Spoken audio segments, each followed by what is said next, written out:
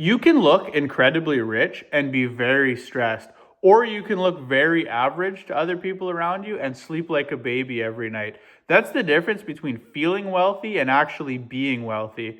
And most people never really see the difference. So welcome back, guys. My name is Jeff. This video is something that I learned that changed exactly how I think about money, because once you see the difference, you'll stop chasing the wrong things. So feeling wealthy to most people is going to come from things that involve spending.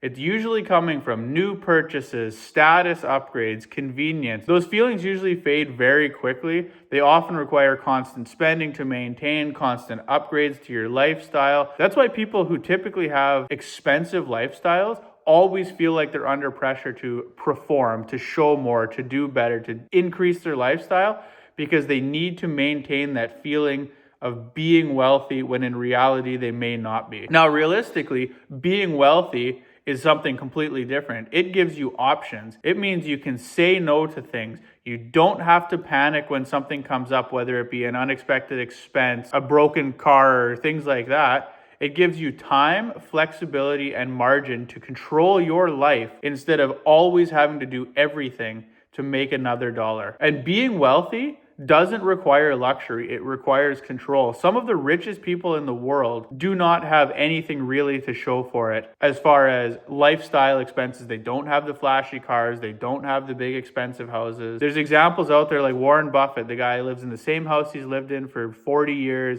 He drives the same car he always has. The only time he upgrades is when his family pretty much forces him to, and look at how wealthy he's gotten from it. Trying to feel wealthy over actually being wealthy is a huge trap that people fall into. The trap is mistaking comfort for security. Comfort is usually temporary, where security is a structural foundation of your life.